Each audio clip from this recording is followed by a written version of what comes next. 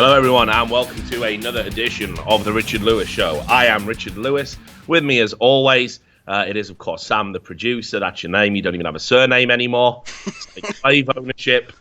That's where we're at right now. How are you doing, mate? I'm good, bud. Sound. Yeah, sound? I'm chipper. Chipper? Why? We're recording this pretty late. What are you so chipper about? Just been a good busy day, you know what I mean? Like, I've had stuff to do, but it hasn't been too much, and you just know when you've had a good workflow throughout the day. Nah, I'm a jerk. Nah. I don't have those. I'm just hunched. I'm either hunched over a keyboard, fighting desperately to beat some sort of deadline, or I'm digging through records and talking to people on Skype, desperately trying to find out everyone's little secrets. There is no workflow. And then I record shows like this as some form of catharsis. So does it work, mate? Nah. Nah. Still a bit of ball of rage, which is why appropriately I wore my Easy Skins t-shirt today. See you, Henry. Nice little business. I love the way that whenever you joke about it with Henry, he's like, "Yeah, well, bought me a car, Rich." All right, mate. No, he'll hate that. He'll be like, "Turn out your vod, mate." Anyway, I'm fairly chipper. I'm fairly chipper as well, brother. Because we've had some fan stuff today. Yeah. It's been one of those days. Well, the first thing is, I come back. I'm currently in the process of saying goodbye to all my friends, because I'm going to be moving and just trying to spend a bit of time and whatnot with what will be limited time in the immediate future. And someone told me on Reddit there was like a thread, and it's like, "Thank you, Richard Lewis." I don't really know what people are thanking me for. Doing my job, it seems, which is great, obviously. Very, very appreciative of that. It said, "Richard Lewis has rarely been wrong." That is true. I can't deny that. Rarely wrong. About esports, of course. Especially with the recent news about WESA and its ties to ESL, as a link to an old article I did in the Daily Dot. Richard can be an asshole. However, he is the best damn journalist the CSGO community has. I would like to extend a thank you from this community for its work and dedication to journalism and non-confidentiality, which I don't want to necessarily endorse that quite so much, but I know what he means. He means, obviously, we lift the veil on everyone's secret shit. So that was a nice thread. Yeah. There's obviously the usual stuff in there. A lot of people who don't know what slander is. Like when people always bring up the social media thing, like, "Oh, you go off at people on social media." I think I've been doing that a lot less these days. Yeah, actively. Actively. Not just because of the job, because it's pointless. What I just do now is, if you say something stupid, I just block you. Because what I've come to realize is my trigger point is stupidity. If you say something that is so easily provable to be false, I get upset by it, and I can act like a bit of an ass about it. But I'm like you, right? Like, and everyone else that grew up in fucking colliery towns and things like that. Like, I live my life by a very simple rule, very simple set of rules, and that is, I will die for my friends, and I will die trying to fuck up my enemies. Do you know what I mean? Yeah. And I don't get why anyone else, wants to live that way. That's what makes me laugh when people say, "Oh, you're political, you're two-faced." I don't have that temperament to be like Lord Baelish or whatever. Chaos is a ladder. It can't be fucked with chaos being a ladder. It's like, your bullshit is a ladder. I'm gonna fucking call you on it, and you better not push back now. So that's how I operate. Never push back, man. Never push back, mate. I know, but that's I feel that, like, not it's normal where we grew up for everybody to be like that, to have that outlook, Yeah. But I just feel in esports it's more like a middle class thing, and therefore people people don't understand our way of life, Sam. We are the natives. Fucking hell. Like we've discovered a new country and they're trying to die kick and us breed. out. Yeah, die and breed. I'm not saying we're going to come out talking with clicks and clacks while, these people destroy our land. I'm talking about, fucking Yeah, I think we are a dying breed. I think we're a little bit outdated, maybe, as the erosion of the working class and working class value system in the UK continues. So I'm trying to still mature and evolve a little bit. Not everything needs to be trench warfare. I accept that now. I never used to accept that. You don't need to be in the trenches all the time. Not everything is a fight to the death. So yeah, I feel pretty upbeat. And on top of that, we even had a great thing from a fan sent in. We had some drawings from them initially, and now they've sent in an animation, and I think this is sick. We're going to play you the whole thing. But what can you tell us about this individual, Sam? What can I tell them about the individual? Yeah. Oh, okay. How do I plug their shit? How, if you like this animation? Okay. Their Twitter is realgood_artist, and I asked if there's any commission things. They said just to give that Twitter, so I assume if you want any commissions, tweet at them, or I don't know, badger them into starting a Patreon or something that artists do. Because this is really good, and you're going to see why we like it in just a second. So obviously on the previous podcast, we did a Wild West segment where we were talking about how esports is like the Wild West, and that's not a good thing because in the WESA interview, James Lampkin, I think it was quoted as saying, it's like the Wild West, it's booming. And it's like, nah, dog, the Wild West ain't good. and this is why. So we've got the animation that she did for you. Strap yourselves in. I think this is great. So their report has a quote from James Lampkin again. Says, we are in the Wild West of the esports industry. It's wild, it's young, it's booming. Not what I associate with the Wild West. Nah. Do you know what I associate with the Wild West? Motherfuckers getting shot while they're just trying to drink some whiskey. That's what I associate with the Wild West. You're just there having a sip of that sweet, sweet firewater. God, it's been a hard day on the farm. And then some guy just comes in.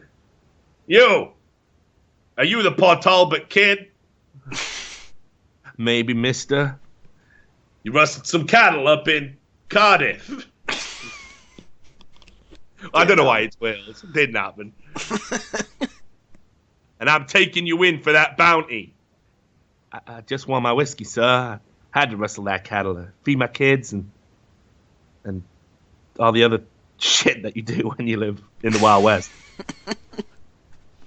I said I'm taking you in, boy. You got to reach for your gun. Blow!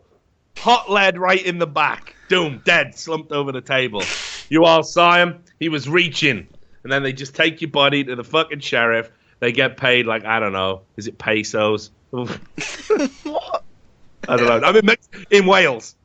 No, and we use pesos down there, don't we? Yeah. And then you get your pesos. And that's that. And then that motherfucker goes home flipping his pesos. And he just gets bushwhacked by a bunch of everyone's just shooting everyone. That's the Wild West I know.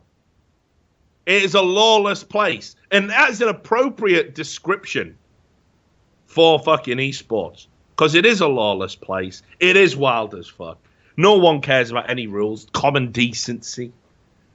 But none of that here. And when you say, oh, it's the Wild West, it's booming. That isn't what happened in the Wild West. That happened later. When the West was won. When the West was tamed. The Wild West is exactly that. It's wild as fuck. And that's esports right now. And it's not wild because it's just teaming and there's loads of people coming in. It's wild because everyone is fucking greedy and everyone's trying to fuck each other over. Can you honestly say WESA is not a more organized extension of that ideal? That this isn't the equivalent of ESL posseing up and just riding and whomping and stomping, and they get the guy with a lasso, and they drag him and pull him through the ground, and then blah blah, and they shoot up some windows and shit. they just go to like PGL town, woo, just setting it on fire, dynamite and shit. How who's to say? So this is in itself a Wild West style operation, isn't it? You know, it's like Young Guns.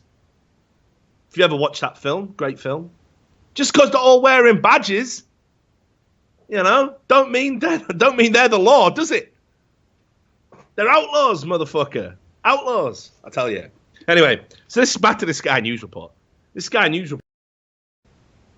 And that's awesome. So honestly, we're super psyched about getting that, and we're gonna definitely commission the individual to do some more work. Feel free to support them on Twitter. Tell them that you like the animation bit. No one's done an animation for me before, Sam. Yeah, that was sick. It was awesome. Yeah, I enjoyed that. So anyway, without any further ado, let's crack on. Loads of news breaking, and I wanted to kind of catch up on the backlog of stuff that we've kind of missed. Because there is so much going on in esports every day, which is why I feel comfortable doing this as almost like a daily show at the moment, right?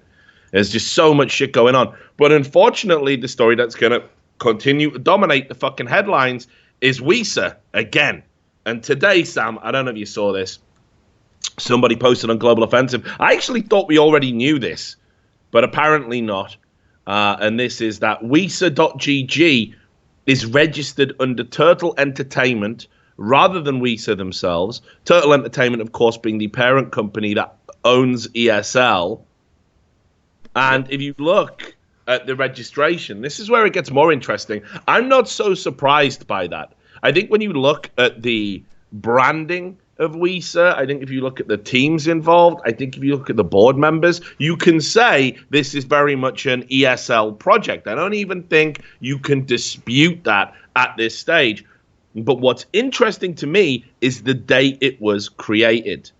And that is, it was made on the 25th of June, 2015. Almost a year. Now think about what was going on around that time back then. That was when Twitch ESL and the teams had the meetings in the Twitch offices in April to discuss the formation of an exclusivity league. And I will tell you why that all kind of fell through, because it got leaked out. I remember that morning very well. I woke up and literally I woke up to my phone ringing, bunch of missed calls, went over to my computer, the Skype was all blown up, and everyone was telling me all about this exclusivity league, including people who were in that meeting in that room. And we were like, well, holy fucking shit, this is a big deal. HLTV had already got kind of a thread about it, but they didn't have the full story and obviously don't have the same sort of source network that I do. So we compared notes and we combined our efforts and we got the story out there. Now, the reason that league then falls through is because once that story goes public, I think ESL kind of get cold feet because somebody has invalidated an NDA. Somebody has broken an NDA because all of the teams were in that meeting. All of the parties were signed to NDA. So that's in April. 2 months down the line, you've got this. They have obviously thought of the name WESA as far back as June 2015. And what this says to me, and you tell me if I'm wrong, what this says to me is that they realized from the community reaction in April, we're never going to be able to get this through. We're never going to be able to slide this under the fucking noses of this community. They're never going to tolerate it. And on top of that, maybe we need to have a think about how we can leverage these unruly team owners. And they came up with the idea of creating an esports association. Because who could object to that? Who could possibly object to an esports association? We've been asking for an esports association for ages, haven't we? We want player rights represented. We want team owners to be able to come to a table and say to the leagues, we don't feel we're getting value for money by having our competing brands in your league. We want other leagues to talk to each other so we don't get an oversaturated, clashing schedule for big events. So we want an esports association. Here's what we don't want. We don't want a company that has persistently tried to get exclusivity under the guise of it being beneficial to the community as a whole to rule that association entirely. That's what we don't want. And that's the worrying thing here, because clearly this looks like a fucking scheme. It looks like a work. Seriously, think about what was going to happen in April. It's a league. Everybody signed up. everybody exclusively competes in that league. Hell, I even heard from teams that were there in the very original idea, and I don't know who said this, whether it was ESL, don't forget Vulcan were involved, and they were a piece of shit company who didn't have esports interests at heart. But apparently in the original idea, you didn't even do majors. Fucking hell. Can you even imagine that as an idea? Hi, Valve, we want to use your game. I mean, that just can't be real. But several people told me that. That cannot be true. That would just be like waving next level balls. That. Yeah, exactly. Yeah, Valve. You know your majors. Yeah, we're gonna give more prize money for our regular shit anyway, and we're gonna get people to sign a contract so you won't even see these top teams at the majors. And you're never touching that game. Get fucked. Yeah, exactly. There's just no way. I honestly think, because here's the other thing. What I will say, a lot of people. Back when that story broke, this is why you've always got to vet your sources as a journalist, right? Because people were poking me in the fucking ribs, like just giving me little digs, like right? They wanted to get me in the soft spot, and they know that I care about this shit. So I often worry sometimes if I'm getting, there are no strings to hold me up, just getting fucking pulled around by the puppet masters, because they know if they say something like that to me, I'll be like, what? This is an affront to Counter-Strike, the beautiful game. And I'll go out there and I'll go fucking ham and I'll dig extra hard, right? So I doubt that again. That's why that never made my report. But I'll talk about the things I heard because I can do that. This is a podcast. We're just talking. So madness, absolute madness. Now to temper it a little bit, Sam. To give some balance. Because you want to know what? I was going to talk about this in the previous show, but obviously we were pressed for time because we had the DDK podcast lined up as well. Team owners. You cannot trust the team owners, guys. I hate to break it to you. I know many of them. I like a lot of them. But these team owners, I'm telling you, the only reason they even leaked shit to me wasn't because they're against exclusivity, right? I hate to break it to you. They're not against exclusivity. If they were against exclusivity, they wouldn't be in a room discussing the possibility of an exclusivity league. So they're not against exclusivity. The reason they leaked the story to me was that if it went public and a big brouhaha was made of it, maybe somebody offers them more. Maybe people increase their money to stop it. Maybe, yes, I'll have to come out and say to them, hey, guys, if you're unhappy with the deal, don't back channel us. Don't go to journalists. We'll up the money. It was a game. It was a game of chess. I was a piece in the game.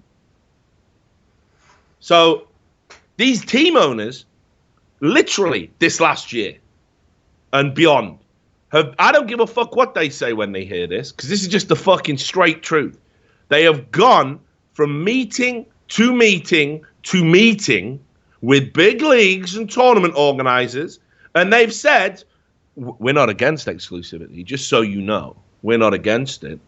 We might even like it. If we get the right money, we'll go exclusive. So the team owners that are coming out now, and obviously we saw Hastro over at Envious.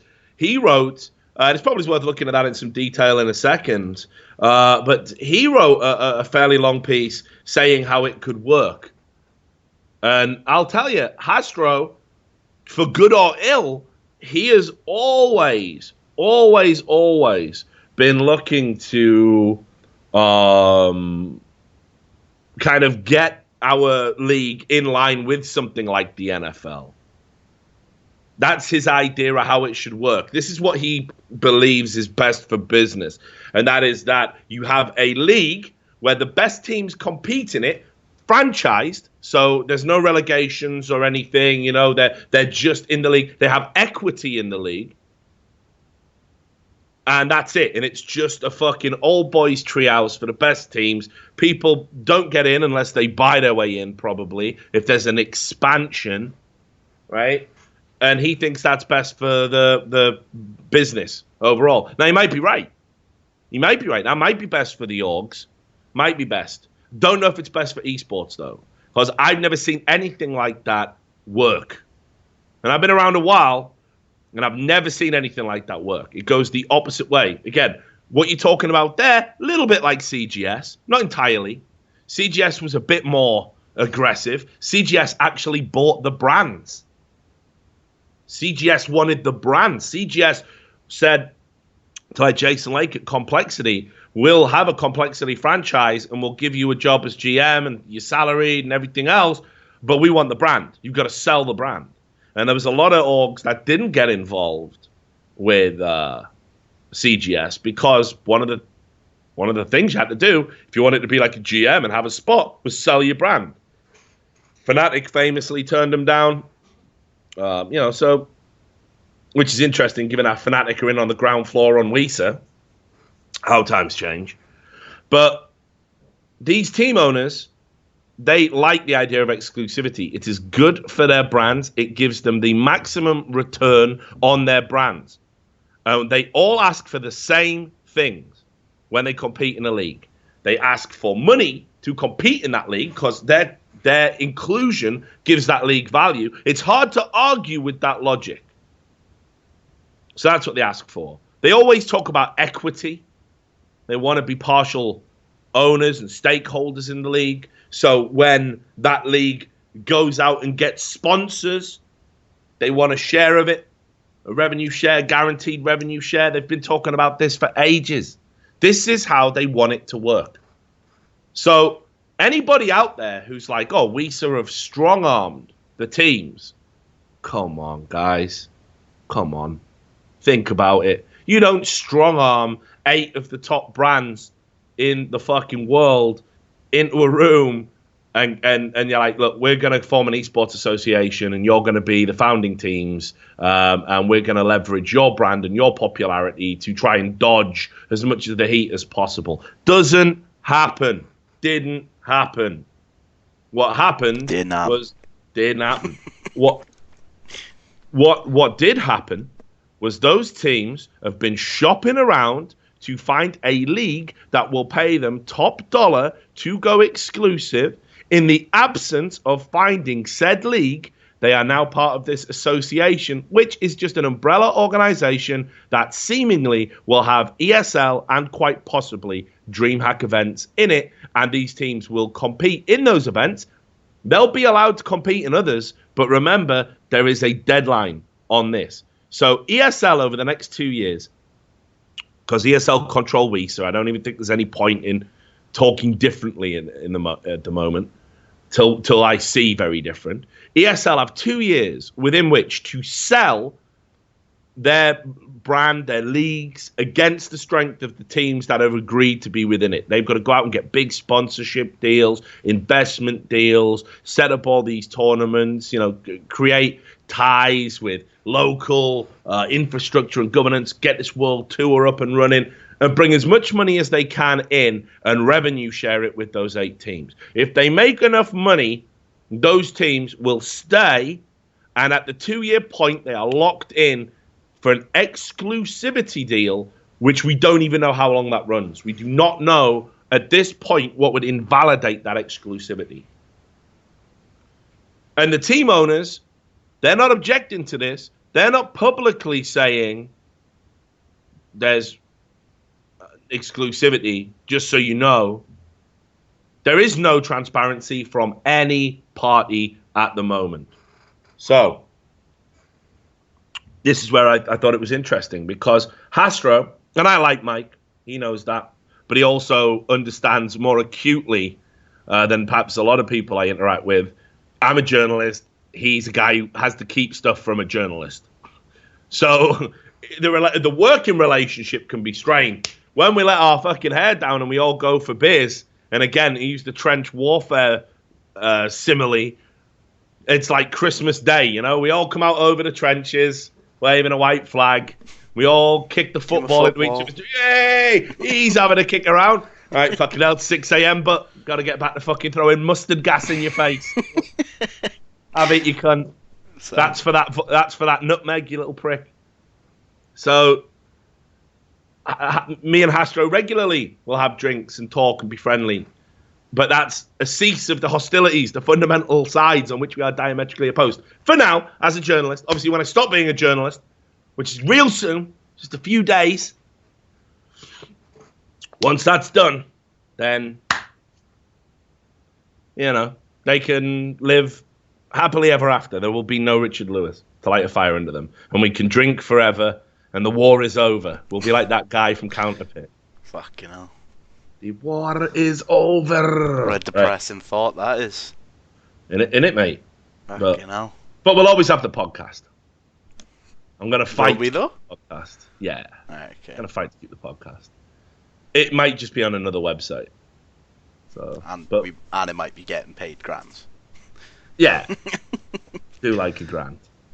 So, in the envious... I'll link this to you, Sam. Yeah, I got it already, man. Oh, you got it already? Oh, look at this. He's had a drink of tea. I don't know where I was going with that, mate. He's alert. There you go. That's much better. You can see how he's... Yeah, I don't know. We'll cut that out of the bottom with shit. So you can see Mike outlines how players make money, which I think is interesting because he's talking about how players make money, not how orgs make money. And within the context of what's happening with WESA, what players do is not really all that relevant at the moment.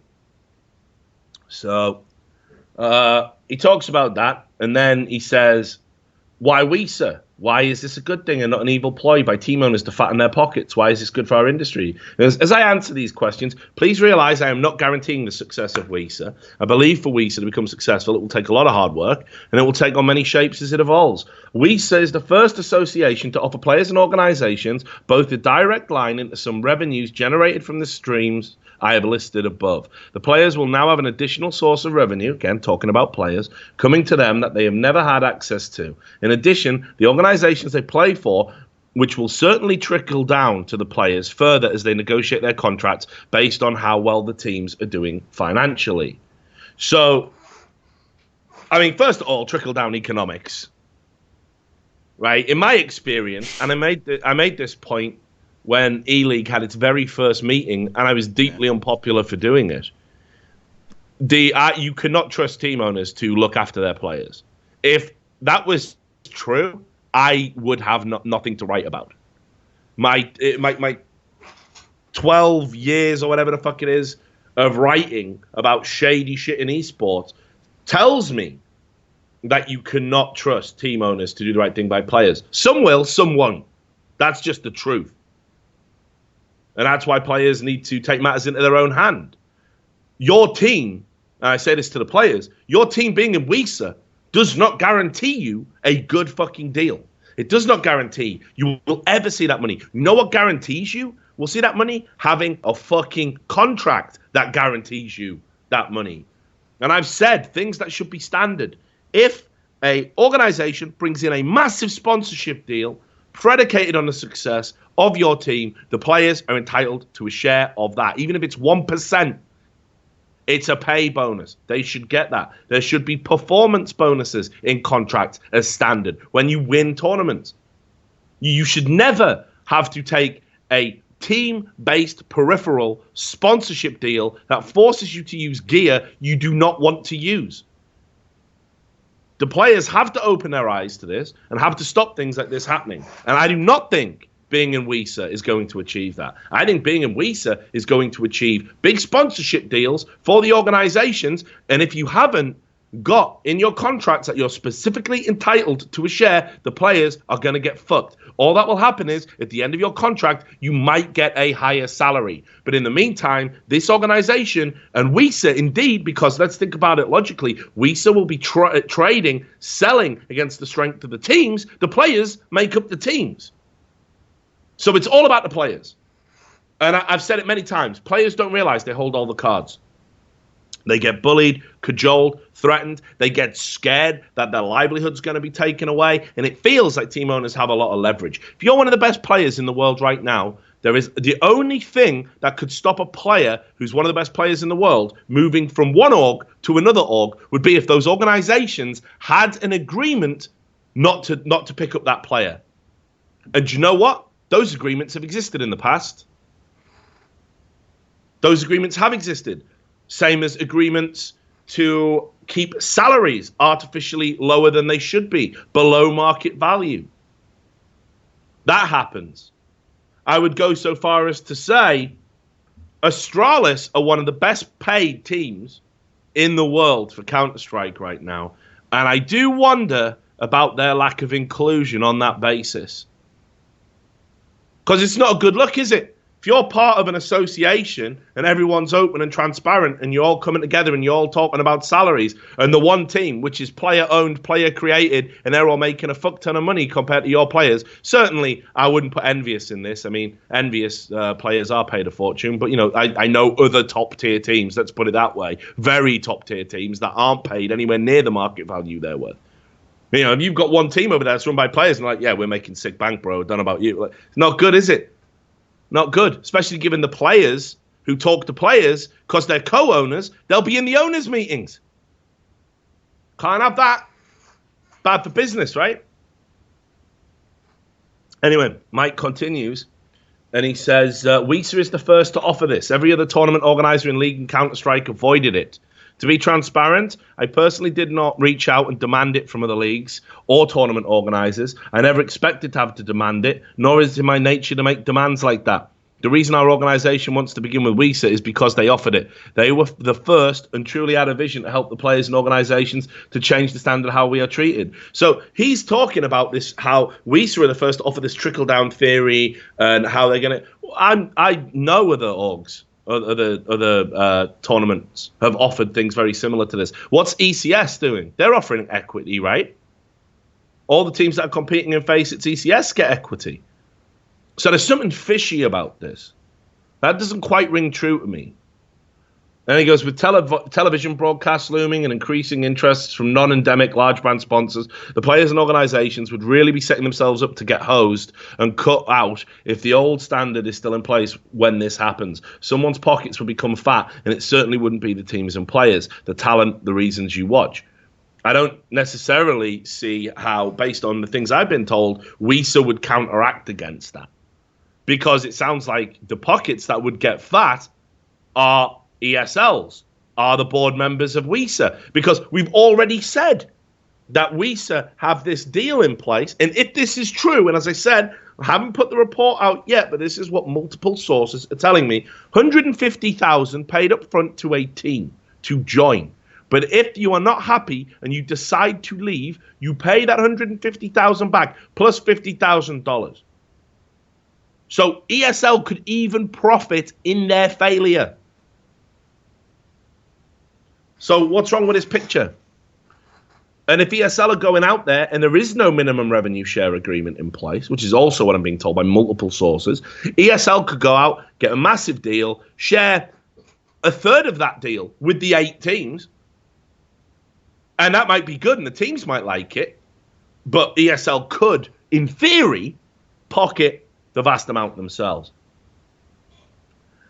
And then the one good thing I definitely will say about this piece that he puts out is WESA the association the players need to unionize? And he says, absolutely not. Some might call me crazy for this, but I truly think the players need an association together that's 100% outside of any other influence. And he's absolutely right. I mean, I don't even know how that's up for debate. Any team owner that says WESA can represent player interests, fuck those guys, because they're wrong. It can't, and it won't. And then it says here, is WESA exclusive? And he goes, no, it's not. Our teams will continue to participate at events you have seen us competing in all along. However, if we did make this exclusive, I don't know, say in 2 years' time, the value for media rights, sponsorships, etc., would greatly increase, which is true. It's just not right for the ecosystem right now.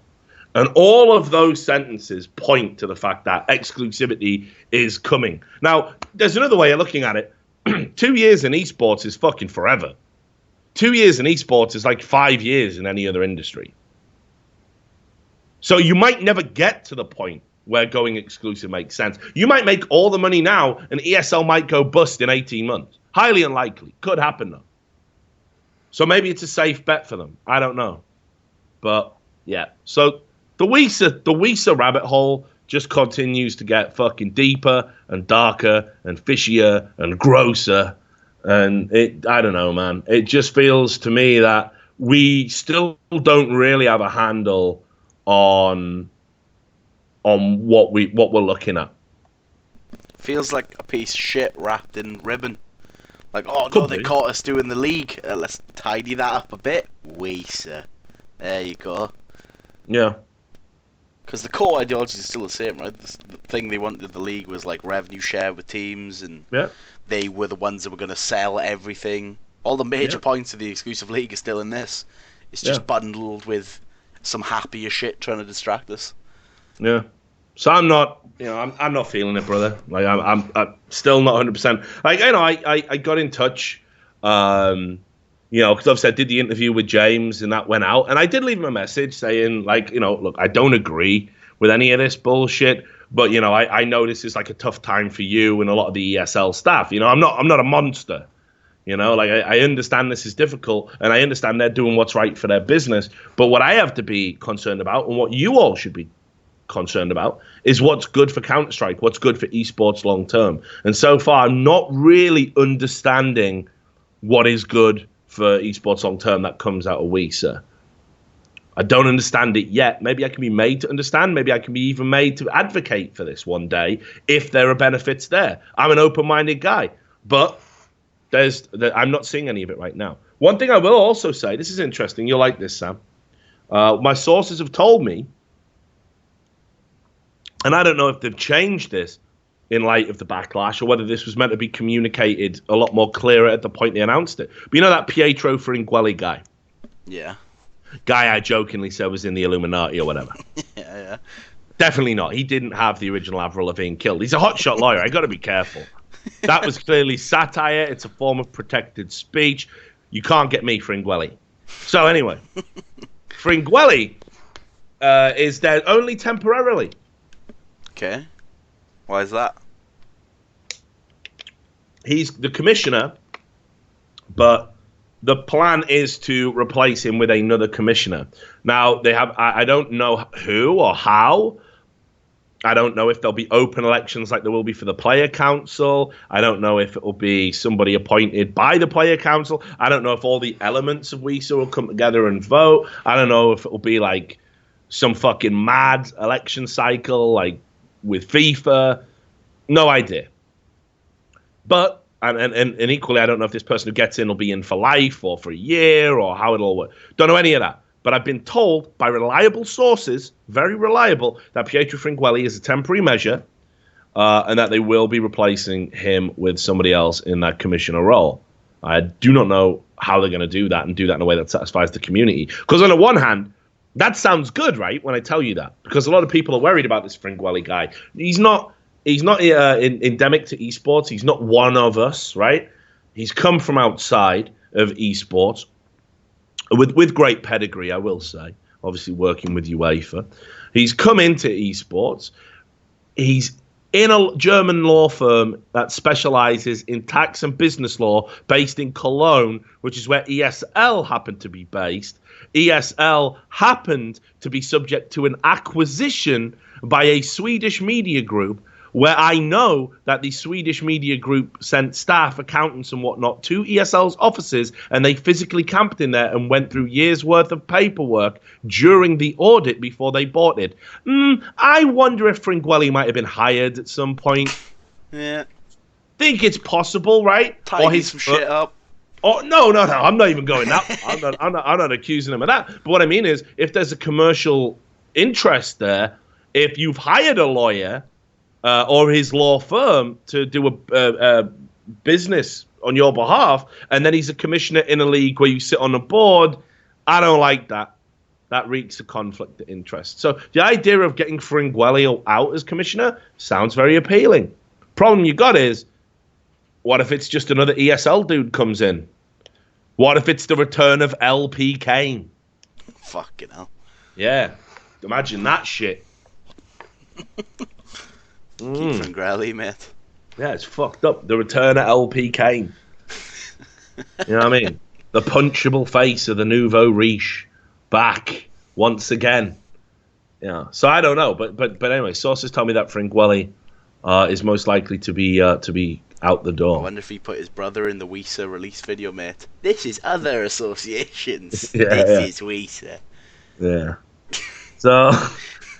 I So don't know anyway, if that even happened. Like, still can't believe that actually got produced. That video. Now, it is unbelievable, isn't it? Yeah. So you know how we said the other day that the really annoying thing about WESA is it's bringing in all these fucking assholes to esports who had nothing to do with esports. Now they want to be here and they want to be part of it, and you know they're gonna make out like, oh, I've loved it all along and I know so much about it. Well, that obviously happened in the aftermath of the WESA announcement. And, you know, there's been a few stories in general that, you know, are showing us we're getting into the mainstream now. The mainstream's really sitting up and taking notice of what we do. But there was a guy, you ever heard of Chris Kluwe? Yeah, the basketball player? No, NFL. He used to be a punter, right? Punter for the Vikings. Okay. Well, Chris Kluwe, for want of a better word, is a fucking mess. Right? Oh, fucking hell. And I'll qualify that statement very shortly. Chris Kluwe on riftherald.com wrote an opinion piece, and he's written quite a bit. He's written some pretty bad sci-fi books, and he used to write a column over on Deadspin, I think it was, which is the sports vertical for the Gorka network, which, you know, tells you all you need to know right there. Chris Kluwe called his opinion piece, and again, I don't know if you've brought this up. I'll link you to it just in case you have it. Oh, he's on fucking point tonight. Esports needs an actual league, and I should be the commissioner, right? And he talks about the Riot rulings of Renegades and TDK and Impulse and links to the article, also on Rift Herald about it, and you know, and he says I've written about this elsewhere, and he says currently there is no functional league in esports. And the whole article seems to be sold on the premise that he doesn't understand what the word league means. Because when he talks about league, he means NFL. Yeah. A individual controlled entity that is almost like the only place you can play a particular game. And his vision for esports makes no sense within the context of the esports landscape. It makes no sense whatsoever.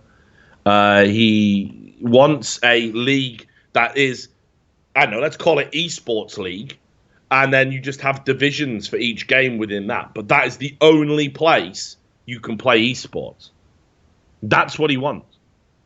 And much like the IGN article we talked about the other day, that's not good for players. That's not good for the industry. That's not good for anyone. If you think that's a good idea, go talk to all the MMA professionals that Dana White didn't like and can't get, you know, they can't make any money doing what they do because they're not in the UFC.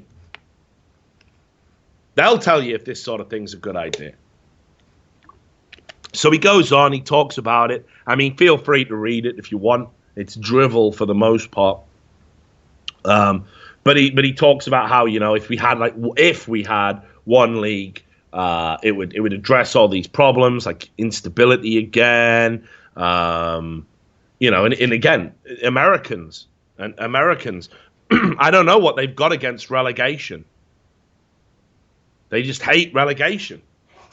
There's a concept in sport. That, mate? Meritocracy, get the fuck out of my face. The idea that relegation is bad is so crazy to me because, right, let's think about some of the organizations that we've seen rise up in recent years and rise to prominence in other games.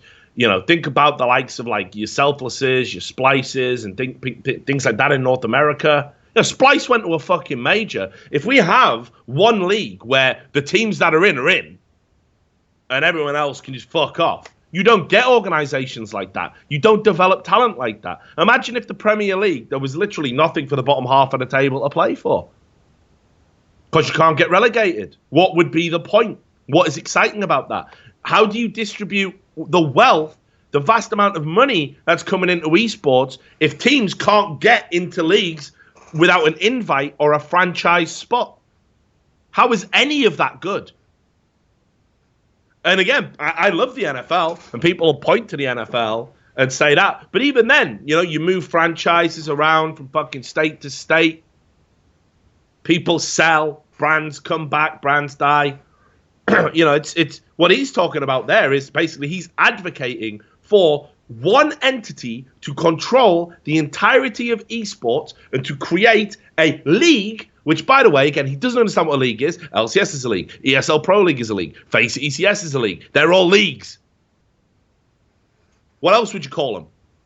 But he wants one league where all of the games are just subdivided into one and only one league controlled by one organization. And he believes, just because he used to kick a ball in NFL, not particularly well, this guy believes that he should be commissioner of it all. So read that article if you want. It's a ridiculous assertion. I'm sure the vote me for, I'd like to think the vote me for esports thing is tongue-in-cheek. But then again, with Chris Kluwe, you never really know.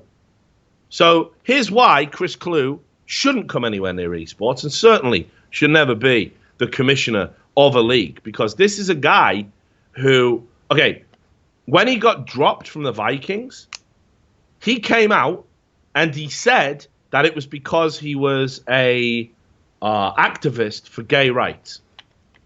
Okay? And he said that he was going to sue the Vikings for dropping him. Now, there's some credence a little bit to what he says, because one of their coaches got suspended, and apparently he was being incredibly homophobic and abusive towards, a known gay person in the locker room. And fair enough. Maybe that sort of shit did go on. But there is absolutely no denying that he was in the downward slope of his career, Chris Kluwe, that he was overpaid. And obviously you've got salary caps to think about in the NFL. And he had an injury, a persistent injury. So I'll read you an extract from the investigation. This is a guy who was going to sue his former employers. That probably has kept him on a little bit longer than they even had to, out of spite and citing, rather than just accepting that he wasn't up to it anymore and he didn't cut the mustard. He cited that they were attacking him for being a gay activist. The investigation said the record does not support the claim that the Vikings released Kluwe because of his activism on behalf of same-sex marriage, but instead because of his declining punting performance in 2012 and potentially because of the distraction caused by Kluwe's activism as opposed to the substance of such. The objective evidence, in addition to the subjective evaluation of coaches, special team staff members, and external evaluators, simply contradict Kluwe's view of his performance in 2012. No interviewed witness agreed that Kluwe had a good year in 2012. There is also the issue of Kluwe's age, 31, and salary, $1.3 million in 2012, and slated salary of $1.4 million in 2013. Several coaching staff members noted that Kluwe's age, previous knee injury, and leg strength showed a punter in decline. Also, the Vikings were able to sign drafted punter Jeff Locke for $405,000, less than one-third of Kluwe's scheduled 2013 salary. In grading Kluwe, Angelo and Hendrick considered criteria, including, but not limited to 1, get-off time, 2, gross punting average, 3, net punting average, 4, hang time, 5, directional punting, and 6, pooch punting. Angelo said that if he held the title of general manager for the Minnesota Vikings in the 2012 season, he would have, in all likelihood, released Chris Kluwe as the Vikings punter. So this guy was over the hill, washed up, and couldn't accept it, said he was going to sue his former franchise, where I think he played for 8 years, over they didn't like his gay rights activism, when in actual fact he was just fucked and overpaid. Now, where it gets really interesting is he came out publicly and lambasted them for being bullies and bigots. You can check out, there's an article on Deadspin about it. He also regularly goes on Twitter.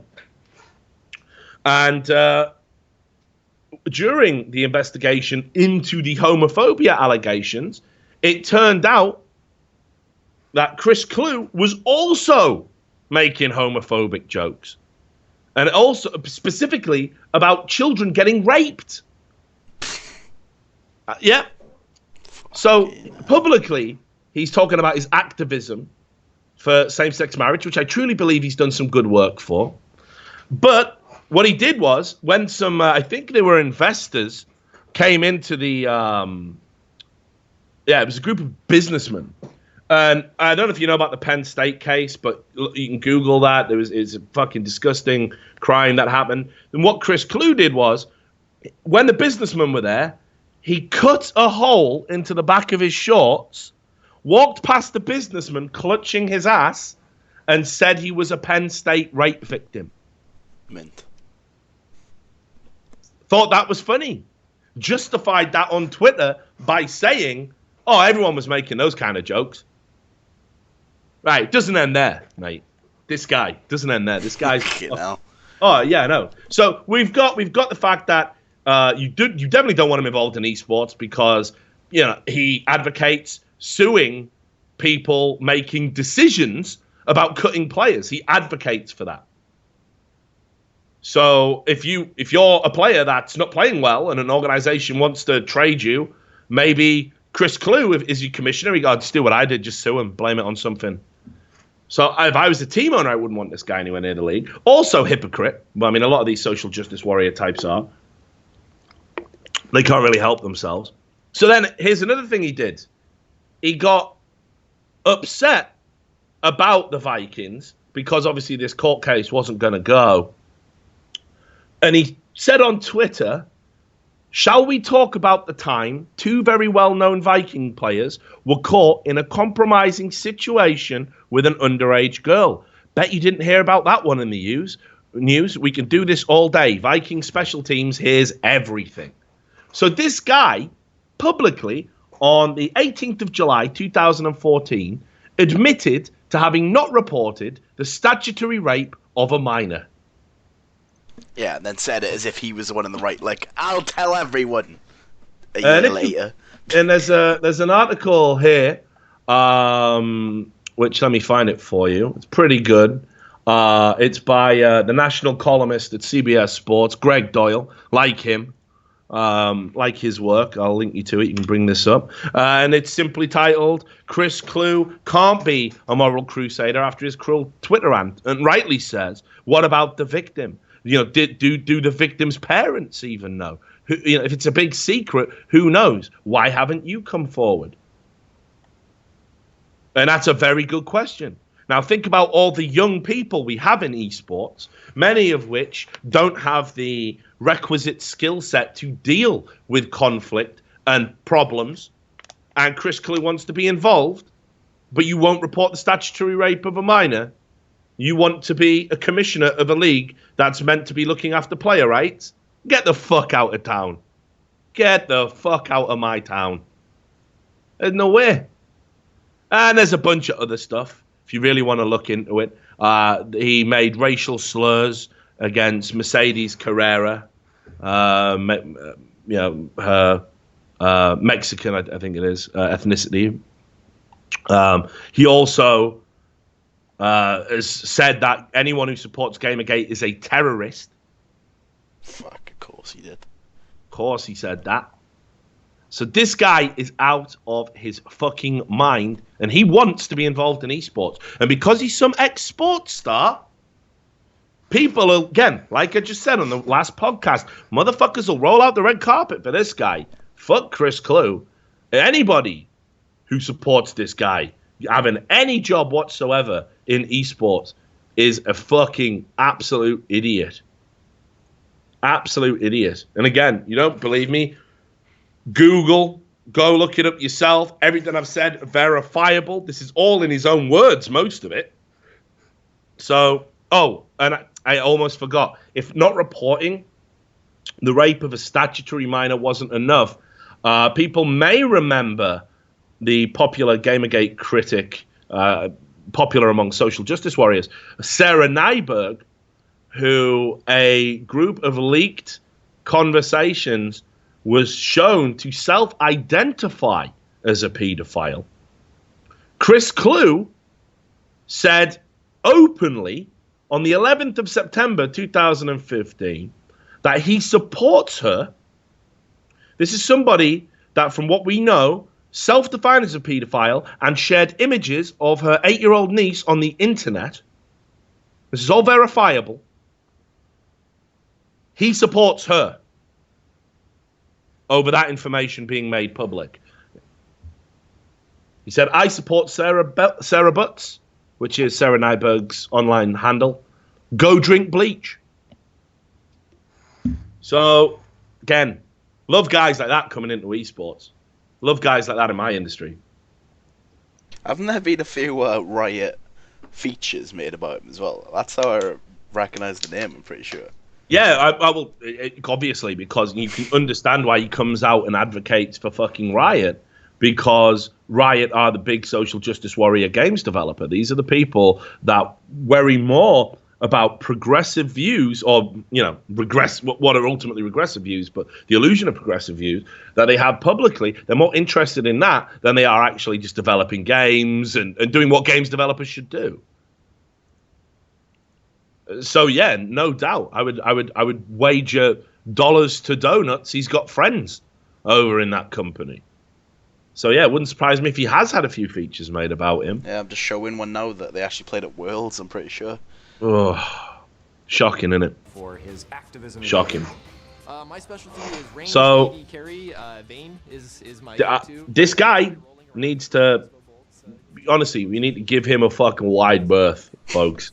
A wide fucking berth. This is not the guy you want representing esports. This is not the guy you want having any authority in esports whatsoever. This guy has been associated with some very nasty things, and I mean unforgivable things, in my opinion. If you are somebody that's going to like just make jokes or be flippant about statutory rape, the sexual interference of minors, and pedophilia, I do not understand how you can expect then to have a job in an industry or an involvement in an industry where you are primarily working with young adults, and we are working incredibly hard collectively. The forces for good within esports, the people that are trying to put this out there and make it more acceptable.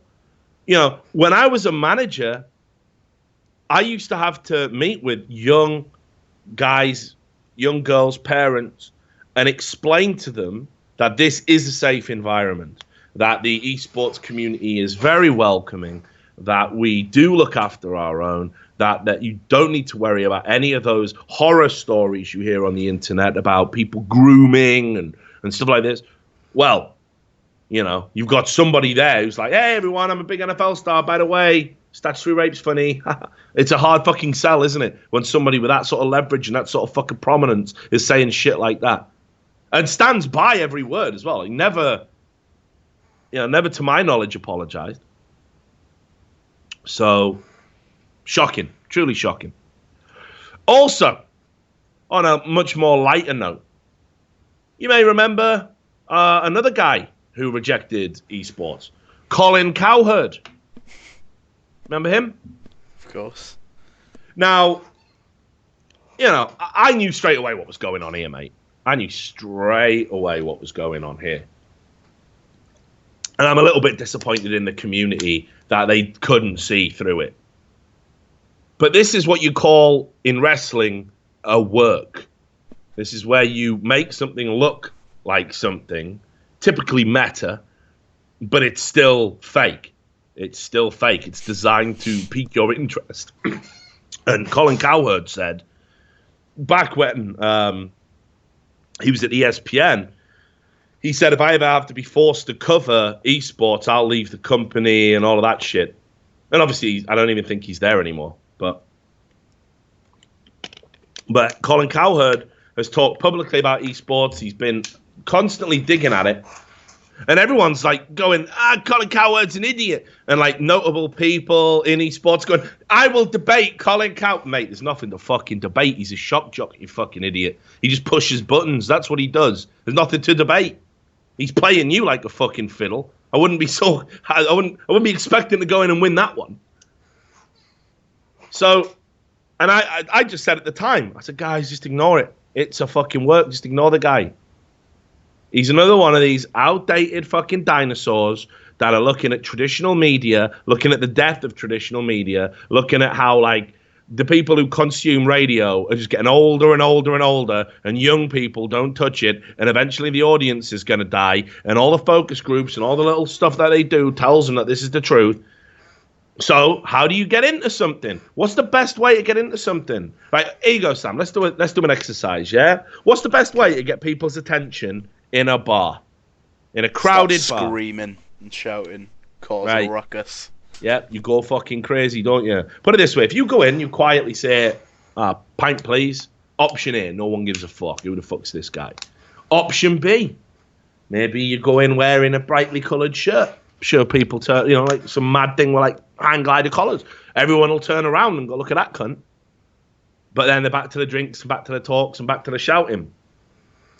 If you walk in screaming, ha ha ha, you're all dickheads in this bar. Who drinks here? You're a dickhead. This bar is shit. You're a fucking cunt. See that doorman over there? You're a fat loser. Yeah, wait. People notice. Do you know how many people notice you when you do shit? Everyone notices you. Everybody notices you. Of course they do. And they notice you and they're angry. So they and the guards all fucking like fucked up. So now they're just waiting. What's this crazy fucker gonna do next? All eyes on you. And Colin Cowherd knows this. So he's come into our bar and said, you're all dickheads. Your bar's shit. I wouldn't even drink here. I'm only here because my girlfriend's here. And she's hotter than any of your girlfriends. All this like fucked up antagonistic bullshit. And people are like, what? And they're falling for it. So now, and it's a work. He's played it brilliantly. He doesn't have a strong opinion about esports. Get fucking real. So anyway, he did a show recently, and 95 minutes in, it's called The Herd, his radio show. It's on Fox Sports Radio. So yeah, he's no longer with ESPN. And you can go and check this show out. Might put the link in the description, but you can see. I'm reading off the report by Slingshot Esports, new website. I like them. It's a report by a guy called Vince Nairn, good journalist. Pay close attention to him. And anyway, there's a transcription. And he's talking to his co-host, and he says, I'll just read you the quote. Society offers... It's really interesting. Yesterday I talked about this on Facebook, and Facebook.com is getting crap because people are like, they're suppressing conservative views. And I was like, so? What if it's owned by a Democrat? It's not the government, it's just Facebook.com. And society, Silicon Valley, is owned and run by liberals. So? Republicans had a chance. You just wanted to own your rifle shops and your casinos. This country provides every hour a new opportunity. Esports, the internet, soccer, UFC. All these opportunities to invest and grow and jump on stuff. Democrats have done a better job with Google and Apple and Microsoft and Facebook. That's why you should always be open to opportunities.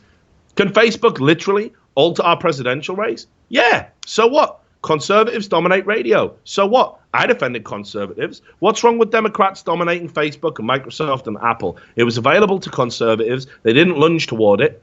I have no problem with businesses helping one party or the other. Facebook now has a major impact in elections. So what? Fox News may alter. MSNBC may alter. Why can't Facebook? Silicon Valley is overwhelmingly Democrat. Opportunity. They seized it. Conservatives didn't. That's the American way. Esports. Would you invest? Internet, soccer, UFC. The Faritas bought the UFC for $2 million. It was an opportunity. You were mocking it. I'll never watch it, they said. We'll buy it. That is the American dream. And yes, Christine, I'm considering investing in esports. And Christine says, you can see my face. You're talking about this. I think that's a brilliant idea. It's not. It's not a brilliant idea. And even though it's all a work, and it's a massive work, shame on whoever does take his money. Right? Just shame on you when you do. And everyone will be beating down his fucking door. Right? Oh, God, Colin, can I have your money? You like esports now? Validation from a dying medium. It's like how many people had fucking horrible, abusive fathers in esports? What sort of fucked up daddy issues do we all have collectively? Where it's like we have to try and impress people who just shit on us constantly. Mainstream media shit on us constantly. Please love me. Please. Sky News. Please validate what we do. Fucking Colin Cowherd. Yeah, esports is shit. If you like esports, you're an idiot. I'd never have anything to do with esports. Please, just like us, please. I'm going to invest in esports. Oh my God. I'm so happy, Dad. I love you. Come on, man. What happened, mate? You fucking just some mad shit, or growing up. Like, your dad doesn't even beat you. He doesn't even beat you. He just puts you in a bath. Makes you stand in the bath of cold water. Do you know what I mean? You're in there for 4 hours, mate. You're not coming out. You're in there for 4 hours. It's cold in here. Can I come out the bath now, Dad? No, you can't. Not until you stop disappointing me. And then, somewhere while you stood in the bath of cold water shivering, you think, I'll get into esports. Holy fucking shit, guys! Oh, fucking hell. We've got our own stuff going on. We don't need to pander to these people. I know, this isn't even You're not in the bath anymore. You're not in the bath anymore. Fuck me. This guy, like you said, he's on a dying medium. He does fucking radio. He's even changed it into podcast and shit now. He's trying to be relevant. Yeah, we're allowing it. Anyway, he says, "Yeah, I'm in talks. I'm in talks right now." Really? And Christine says, "Do you need me to consult with you? I have lots of friends in the world these days." And he says, "You just deal with your planet people, and I'll come around." So Cowherd, even in previous shows, had Dana White. And they talked about esports, both of them, and how it's a growing industry. And there's parallels between esports and the UFC, which I've always said. And Dana White is very clued in and knows what esports is about. And obviously, through the licensing of the video game and everything else, they're getting closer. The UFC are getting closer towards this idea of competitive gaming and esports. I would imagine you will probably see UFC or Breakaway Investment Group from the UFC. If I was a betting man, I think you'll see them invest in esports in the next 18 months to 2 years. So, if not sooner. So anyway, Cowherd's in now. He's in. Go tell him that you love him. Fucking shocking. And then just on this theme, right? There was an article on ESPN. And the way this ties into the WESA shit is these all came out in the aftermath of the WESA announcement, which I think is interesting. But there was an article on ESPN called "Investment in Esports: Smart Play for ESPN," and it's an interesting article actually. I'm loath to be critical of this because it starts out interesting. It starts out from sort of a very individualistic perspective. Clearly, this person is comfortable. Jim Brady, who wrote this. This person's comfortable not really understanding the lay of the land with esports and admits that we don't know what we've got, we just know it's good. And I can respect that view. I don't like it when people outside of esports come into esports and try and tell me what esports is. I fucking hate that. I loathe that. The first way for me to just not respect you as an individual coming into esports is when you try and tell me what the fuck esports is, because there's no logic for it. There is no logic for it whatsoever. Okay, so you've been successful in one thing. I don't think I've been successful in one thing. I could potentially take that success and apply it to something else. But here's what I wouldn't do. Let's just say tomorrow I decided to walk away from journalism. I decided to walk away from broadcasting. I decided to walk away from esports. And I decided to start a new glorious chapter in my life. What would it be, Sam? Give me something. Investment banking, man. Fucking hell. Right, so investment banking. So there I am, becoming an investment banker. Now, if on day one at a large investment banking firm, I called up the Financial Times and demanded a front page spread. I don't know why they give it to me, saying how I was going to reinvent the wheel and, investment banking is dead. Or investment banking is the old way. We're going to come up with these new ways of doing it, and we're going to make all this money, and we're going to see record profits in 2018 based on these new systems we're going to implement. And everyone will be like, who the fuck's this guy? Who's that guy? What's your pedigree? Esports journalist for 12 years. Seen a lot of bullshit banking, though, Hobbs. True. Yeah, they'd say this guy's fucking wackadoo. He's out of his motherfucking mind. Meanwhile, we get these celebrities coming into fucking esports and saying, yeah, I think esports will be bigger than the NFL, or esports will be in 5 years, no one will play real sports. Like just outlandish bullshit. You're like, really? You're going to say this? How do you know? You just got here. People were saying this dumbass shit back in 2006. Do you know that? Of course you don't know that. You weren't there. I was. People said it then. Absolute gibberish. But people tolerate it because we're like, ha ha, again, it's that validation. Look, I know him from the telly. And now he's saying that what I do with my life isn't a waste. They love it. They fucking love it, mate. And we just let these people come in, make these grand statements. What they mean when they say this shit about how successful esports is going to be, what they mean is we just put a bunch of money in, so we hope it's going to be successful. But equally, it's not going to affect them if it isn't. You're not going to see any of these people who are coming in and investing now. Let's say it's all one big bubble and it gone. Let's just say, right, that happens again. I lived through 2 esports bubbles. Let's say it happens again, right? Are these guys going to be rolling up their sleeves? Better dig esports out the hole. They're going to say, cash out my shit. It's time for something else. Ooh, bare knuckle boxing. You know? Bare knuckle boxing will be bigger than the NFL. Come on. Come on, guys. So, you gotta think about these things. Anyway, fucking back to this ESPN article.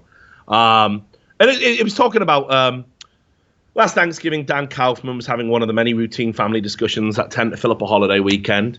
This one was with his 17-year-old nephews, discussing a topic familiar to many male teenagers, his love of video games. He was saying, I wish I could go pro, but I'm not good enough, said Kaufman, senior deputy editor for content development for ESPN. Good guy, Dan Kaufman. The response of many adults to that lament would have likely been some combination of discouragement and eye-rolling, but Kaufman's reply was different. He discussed the explosion of esports and the professional opportunities that have come from that rise. When he was done, Kaufman paused, looked at his nephew and said, I bet this is the first time you've talked to someone over the age of 30 who didn't just say, why are you wasting your time on this? And yes, was the sheepish reply. So it's a good article talking about how people of an older generation, people in my age bracket, have been that weren't endemic to esports, didn't come up with esports, have been made aware about esports. And it talks about ESPN and all of the data research and everything that points to the success of ESPN. And what I like about this is they do not try and cover up their past where they've been critical of esports, like these outlets like the BBC and everyone else. Oh, I've always loved it, mate. Always loved it. What's that documentary over there where you said if you play competitive games, you could be the next Columbine? What's that? Nah. We just love it, mate. How much did Amazon buy Twitch for? Yeah, right?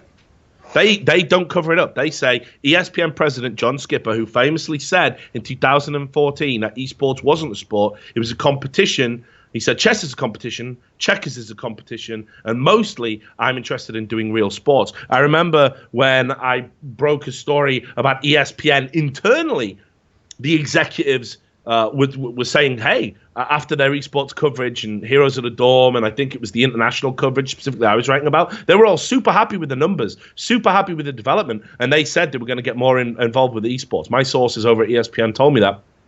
And the senior people came out and said, where have you got this from? Take that story down. And I went, nah, that's not how it works. You're not going to bully me just because you're ESPN. Sorry. I've got my sources. That story stays up. And they went, well, we're giving you a statement, and it refutes everything that's in there. All right, fine. You think you're the first person to lie about something I printed. And of course, we all know how it's worked out. ESPN denied my story that they were going to get more involved in esports. They said we have no plans to get involved further in esports. Now they got a dedicated esports section on their website. How weird, isn't it? Right again. So no, it was a coincidence, man.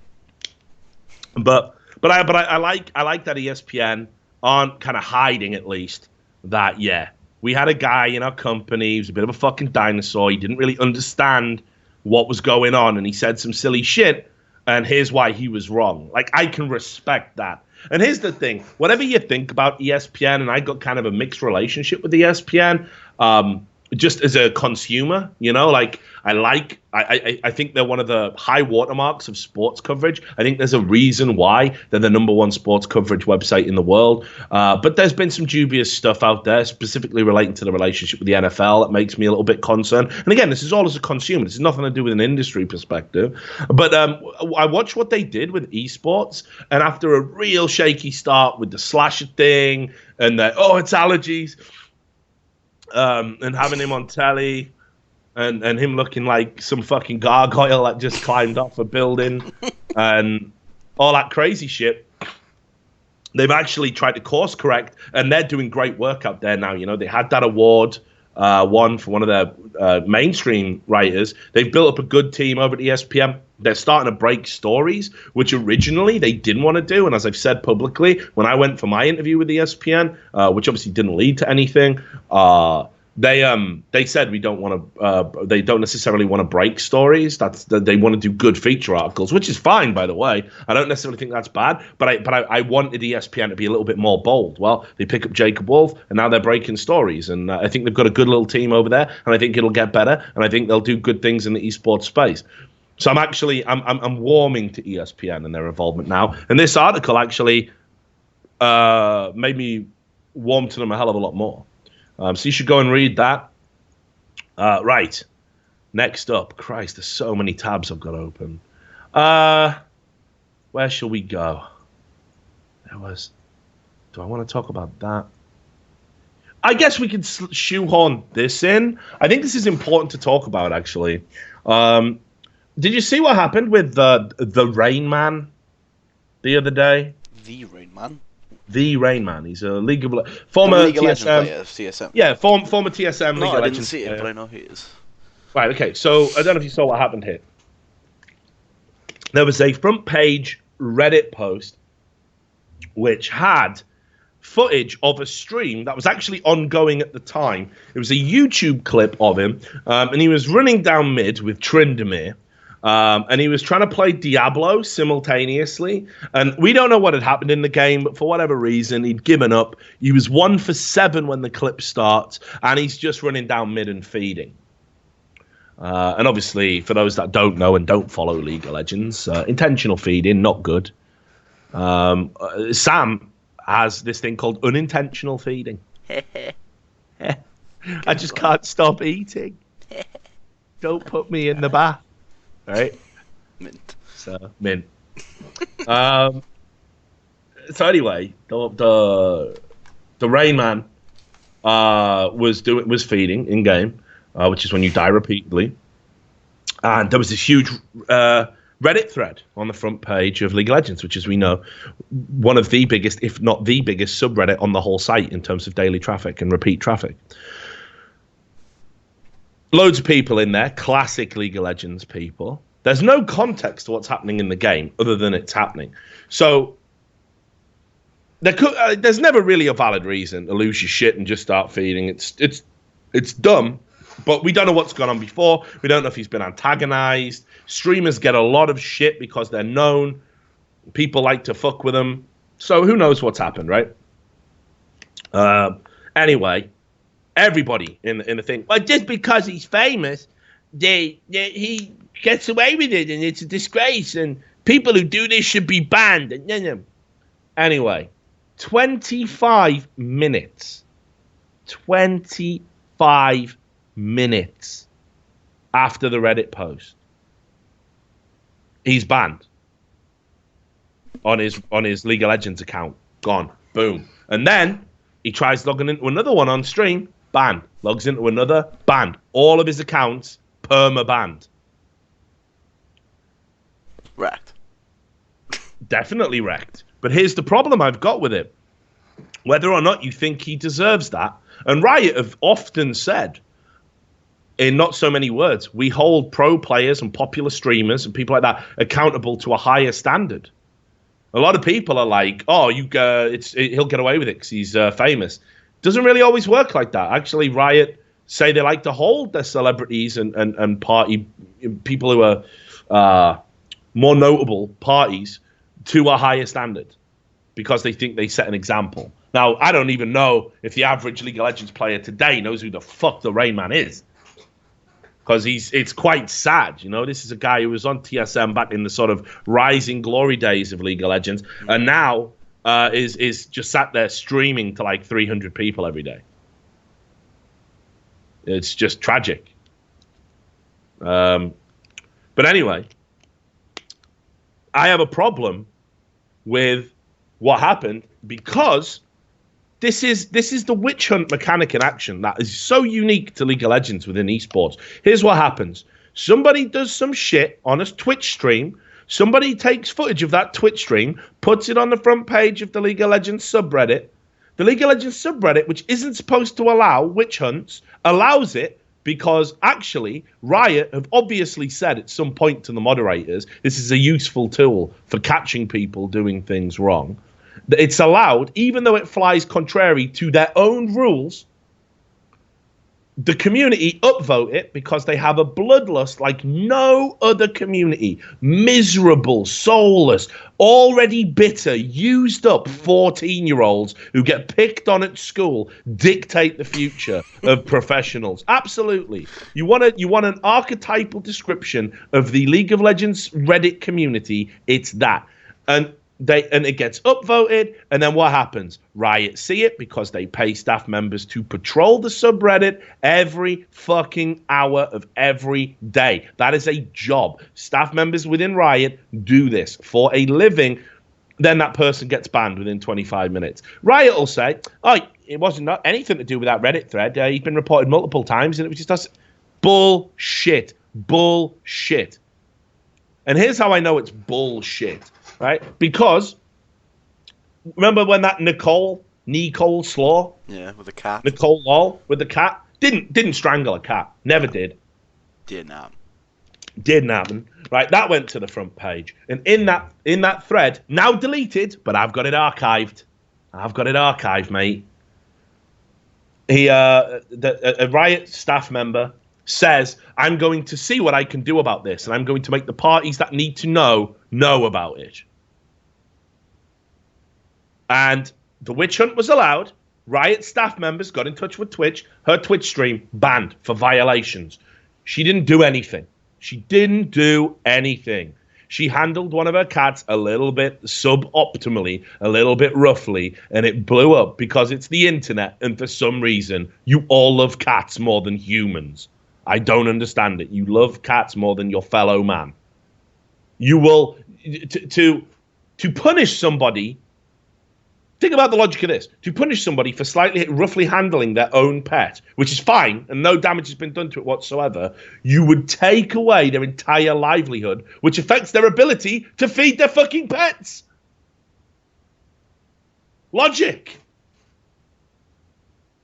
Because the pet's much more looked after if Nicole's on a street corner fucking dancing for pennies. Like, please. Have you got any tuna? That works loads better, doesn't it? That works loads better, mate. So that's how fucking crazy they are. That's how crazy they are. So she got banned. Let's talk about Gross Score. Let's talk about his ban. We all know what he said. Unreal. We all know what he said. Now, I'll tell you this, though. Okay? What? You definitely don't say... You definitely don't say shit. You definitely don't say shit.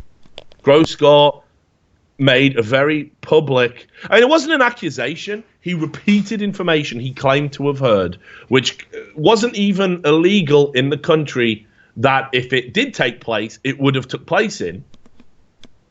But he said it about a Riot employee, and he's permanently banned on Twitch, and he's streaming over on Hitbox now. Now, I'll be honest. I think Gross Score is a fucking idiot.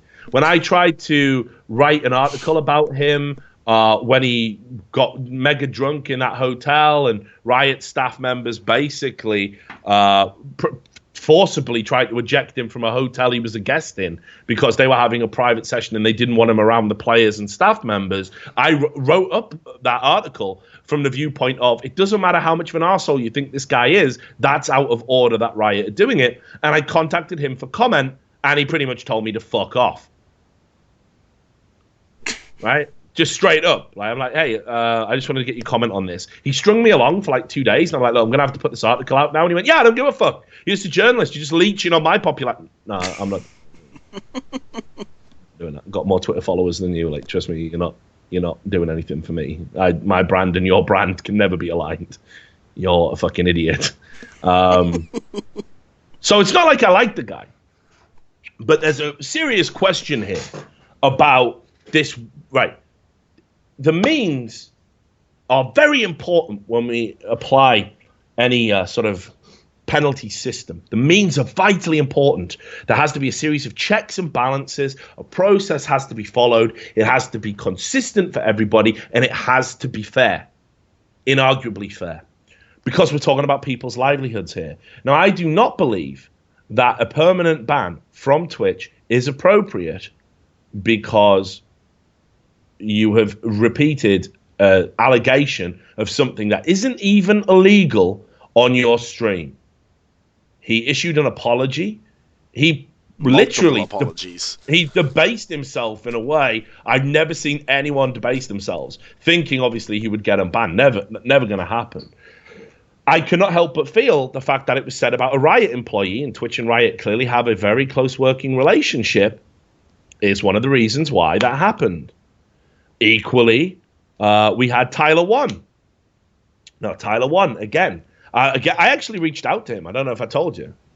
No, you didn't. He's not got back to me yet. But I wanted to get him on the show and talk to him about it. Because I'm intrigued to know. I've had a lot of people tell me that, like, Tyler One, it's like a persona. He wanted to do something he thought that would get him noticed. He certainly achieved that. And it's, again, the guy permabanned on 19 accounts and having to stream other games. Now, and again, he only got permabanned because it made Reddit, and Reddit were constantly talking about it. And there was, like, footage of him mugging off Freak in a game and stuff like this. I don't fully reckon it was awesome. Yeah, fully reckon him. Right? So again, Tyler One got permanently banned and removed, and I reached out to him and said, like, I want to get him on the show and talk about it, because everyone's telling me he's actually a really nice guy, looks after his subs, he does like coaching and this kind of thing, and everything he was doing was just a persona. It's just a gimmick. To me, he looks like your archetypal 20-year-old meathead. I don't know if he knows what a gimmick or a persona is, but I'd love to interview him. I'd love to talk to him and see if that's true. I was like that when I was an archetypal meathead back in the day. Maybe not quite that bad, but you know. So I used to box. I used to play rugby. I was a gym rat. So I'd like to know. I'd like to know if it's true. And also I think what's important is what he said on stream in a vlog, which is on his YouTube channel. You can check it out. He said that he got told by Twitch that he could never stream League of Legends again, or he would get permanently banned. Now, what's that got to do with Twitch? Yeah, exactly. What's that got to do with Twitch?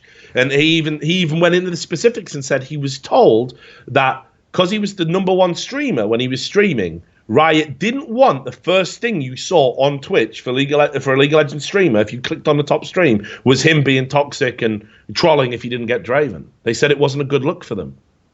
Now, all of these things are starting to point out that there is a very strange relationship here. And they're obviously sensitive about it, Twitch, because I got lots of friends over at Twitch. We stream on Twitch. I'm technically a Twitch partner. I like Twitch. I think out of all the companies that have had a monopoly in esports, which is what they effectively do, they've kind of wielded their monopoly the most responsibly. I have no issue with them whatsoever, and all the many friends I have that work in that company. But they're obviously sensitive about this as a talking point. Because I tweeted out last night after the Rainman ban saying, the Reddit, Riot, and Twitch trifecta strike again. And one of my good friends, Trance, the tech guy, legend, he tweeted at me like, question mark? And I like, and had a link to Rainman's stream saying he's not banned. And it's like, well, no, what I meant was the footage of the Twitch stream goes onto Reddit. The Reddit witch hunt starts. Riot see it. Riot ban him. But here's the next part. There's no way Riot don't pick up the phone or whatever it is they do to Twitch and go, if he comes back to League and makes another account, will you ban him? There's no way that doesn't happen. And maybe they don't do that to him because he's not as popular as Tyler 1. But you think about the people it has happened to, like XJ9, all these other people in the past here. Basically, if you fuck with Riot, you've got to start thinking very carefully about your Twitch livelihood and what you want to do. And I think that's worrying, and I hope that's not a trend. I would love Twitch to come out and address this. I don't think they will. I just think it's a real fucking shame. Can you imagine if Valve did some of this? People, I don't understand where this thing has come from that this is just okay to do. People don't even question it. Imagine if Valve was just, every time someone just starts trolling CSGO, yeah, that's you banned. What do you say? People are doing ad roll events, that's you banned. Yeah, could have got wrecked. Yeah, exactly. Now this is an interesting. I'm glad you brought that up because this was the comparison I was going to go with. So you read my mind.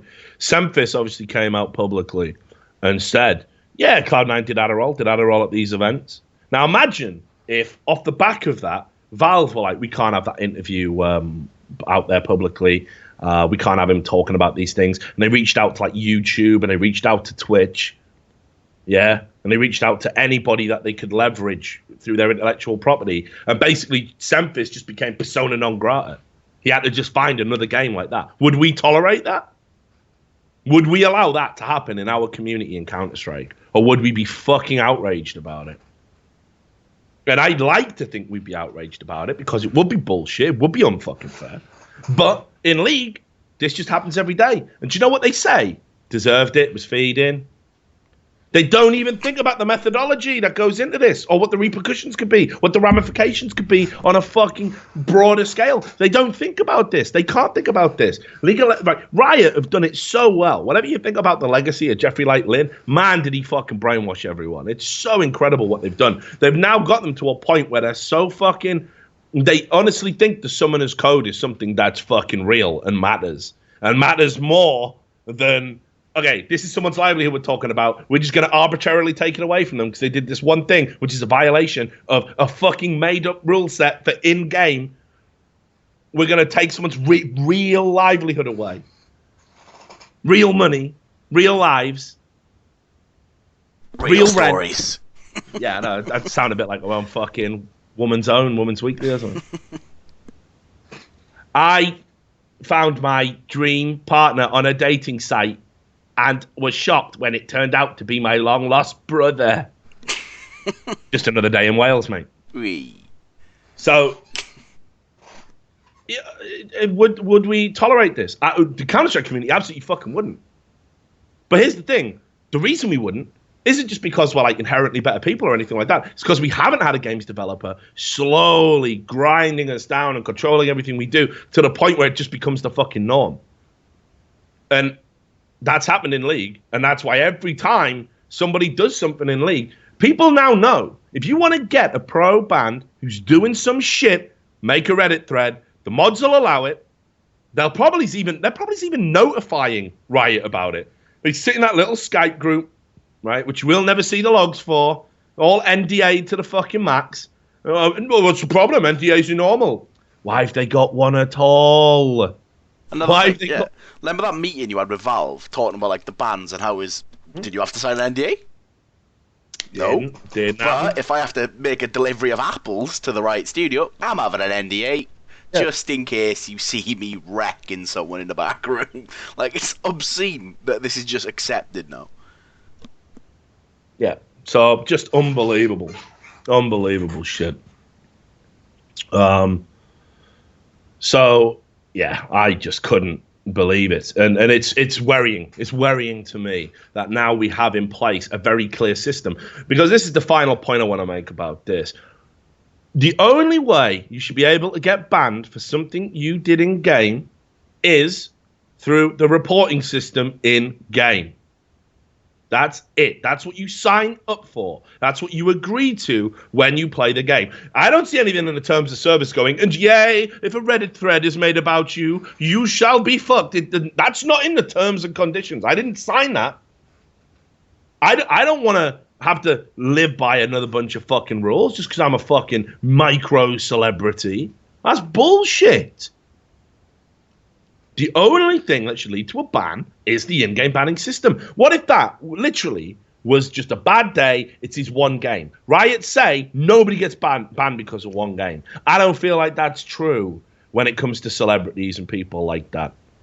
I feel it's more about who you are, who sees it, whether or not you get that front page Reddit thread. And I'd hate to be a fucking streamer on Twitch right now. Because think about this. Long term, it's not even good for Twitch. You might love the working relationship you've got with Riot. You might love broadcasting LCS. You might love having teams in the LCS partnered with you. You might love having a wonderful fucking relationship with Riot Games. And hell, maybe you got some shit lined up down the road when Riot release this FPS they're working on and all that shit. That might be brilliant for you. But long term, if you currently endorse this system of your streams being highlighted, put on Reddit, Riot banning the person, and then coming back to you and going, yep, they can't stream League of Legends anymore. This is all going to start eating into your numbers and eating into how many people want to stream on Twitch. Because as soon as a viable alternative come along, and maybe it never will happen. I think it's almost too far gone. But let's just say a streaming platform did come along, and straight away it could rival Twitch. Let's say Google got it right tomorrow, and they finally did it, and they just said, we're never going to do that. We're never going to talk to games developers. You just stream whatever the fuck you want. We've got it licensed. It's fine. No games developers are ever going to tell us whether or not we can have a streamer on our service. All of a sudden, that might just start seeming like a real tasty extra, a real nice fucking bonus. So they got to think long and hard about where they want to stand on this issue. And Twitch are notoriously quiet on things like this. They got to start talking about this. This is a problem. And equally as well, if you're a League of Legends fan and you legitimately enjoy League of Legends and the streamers and the personalities you have in your scene, do not get involved in these pathetic, meaningless witch hunts. You are not making League of Legends a better place by fucking castigating someone and ruining their lives over the one little thing that they did wrong that made it on a YouTube channel, on a YouTube clip, divorced from any context. You are not helping League of Legends get great. You are actually just encouraging people to not bother with League of Legends, to be fucking miserable. Do you know how many League of Legends pros I talk to say, look, you know, I'm thinking about retiring. I want to become a streamer, but I don't even know if I'd stream League. I might just quit altogether. People don't enjoy the game, and worst of all, they're not enjoying the lifestyle that comes with it. There's not enough money in it right now. There's not enough money in it to justify living in a fucking cocoon of permanent harassment from outside bitter children that cannot cope with somebody having a fucking bad day at the office, when meanwhile, every time mummy tells them to clean the fucking dishes, they have a tantrum. They're the people that are dictating all of this shit. So if you're not like that, and you see a thread like this, downvote it, report it to Reddit admins. This is witch hunting. Do not allow it to happen on your watch. If you think it's great, if you think it's acceptable, fine. What I find amazing is you will happily, and I mean happily, upvote a thread that wrecks somebody. Rainman, 300 viewers a day, probably living in his parents' spare room, making next to no fucking money, just doing this shit. And yeah, maybe he's an asshole, whatever, right? You'll report that guy. You'll take away that guy. Where the fuck are you when there's some real corruption going on? Where are you when players aren't getting paid money? Where are you when organizations are running all sorts of shady shit? Where are you then? Where's your moral outrage then? You don't have it. You're too scared. Where's your moral outrage when threads that you make complaining about things Riot do get deleted by the same mods on the subreddit that tell you that this is acceptable, this is an important issue, this witch hunt is fine and fair? Where's your moral outrage then? You don't have it. You've got no moral fiber, no consistency, and all you're doing is driving people away from your game. You will be instrumental in League of Legends' destruction. Simple as that. Because it is the absolute pits of a community. If you think Dota's bad, which they are, right? But, I mean, at least they've got like a sort of educated flair to their outrage. League of Legends has now overtook Dota as the single worst community on the internet for harassment and mistreatment of people who just simply want to play their fucking game. So the truth is out there. And you keep doing that long enough, you drove all the good journalists out, you got like 1 or 2 left. Well, you're going to drive all your content creators away, you're going to be left with nothing. You're going to be left with just LOL Esports on the front page and shout out threads to Freak because he did a pun. Brilliant. Right. There's some other stuff, but we've done an hour and a half. I don't want to make this too long. He's had a rant. He's ended on a rant. I like that we're just keeping this purple sleeve up our sleeve. That we haven't even got much to say about it. Like he's just out. Yeah, he's just out basically. Yeah, the deal is he's allowed to touch muscles. That's basically what's happened. He's had his ban lifted. We'll get it. We'll get it. We'll get Purple Aki in on the next one. So I'm hoping by the time this comes out, the next one we're doing will be the Shinobi VOD. I also think tomorrow we're going to be doing our Semler recording. Okay. He gets back from the finals, where fuck me, what a best of 5, by the way. Yeah, it was sick. The Luminosity game. That right there. If that was the advert for a best of 5. Awesome fucking series.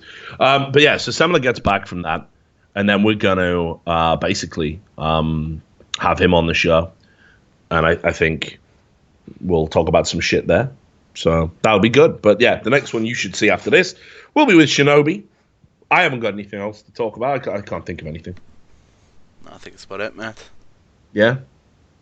Yeah. Well, thanks a lot for watching. Thanks as well to, what was it, at really, hang on, let me find it. Let me make sure. Is it really real good _artist? Yeah, real good _artist. We love that animation. We're going to commission them to do some more. Obviously, thanks a lot for watching this. We're going to try and keep producing this daily, as much as me and Sam can do it. Big moves ahead. Looking forward to announcing that. But until next time, we will see you. Goodbye from the Richard Lewis Show. Sam, any final words? There it is. Right, peace. We'll see you next time.